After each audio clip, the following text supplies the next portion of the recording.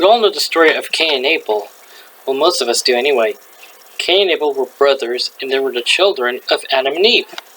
Well, one day Cain and Abel offered their gifts to the Lord.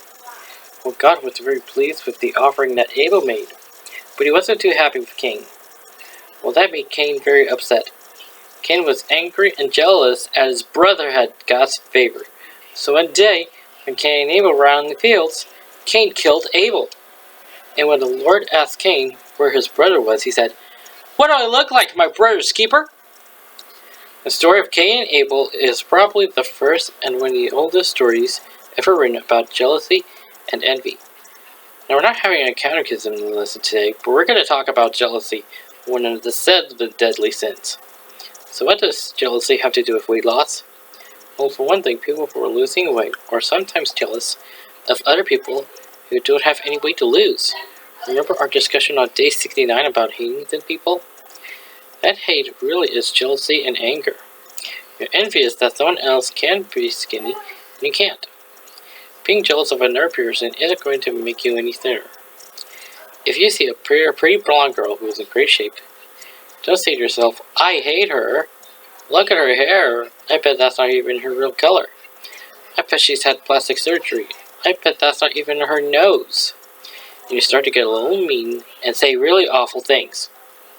Do you know that if you see a girl with a great body, or you see a guy with a great body, that they worked at it? They weren't handed that body free. They were just born with it. They had to do something to get in shape. The other day, a girl came into my class, and I just couldn't stop looking at her. She had the most perfect body I'd ever seen. Well, the first thing I thought was, how could anybody look that good? I really was jealous of her. Then she came over to me and told me she had lost 90 pounds using my tapes. I would never had guessed that she ever lost any weight at all. I thought she was born looking that good. What she had to do is to turn jealousy into a positive thing.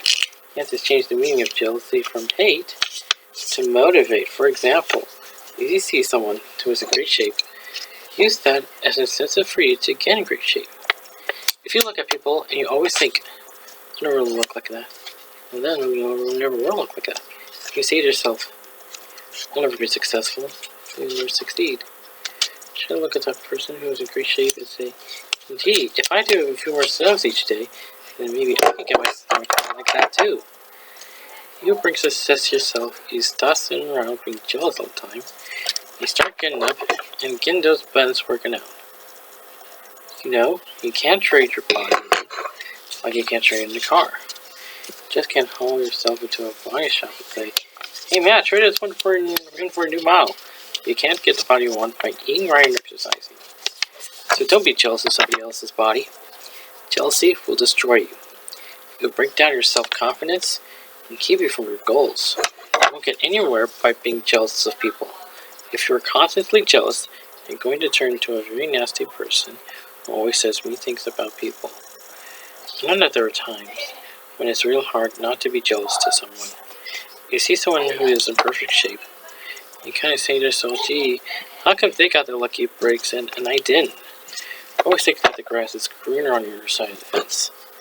What we don't stop to realize is that the grass on your other side has weeds in it too. You just can't always see them. I think that any of us ever really escape that little green-eyed monster called jealousy. We will always be jealous of people from time to time. It's just part of the curse that Cain left us. But you know what? Cain wasn't a very smart fellow.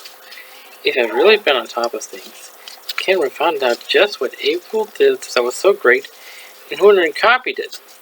Well, maybe somebody would say that's cheating, but I say that's being a pretty smooth operator. After all, like the old saying goes, if you can't beat him, we might as well join him. And then there's one about the early bird catches the worm, and the stitch in time saves 9, or burn in the hand, it's worth 2 in the bush.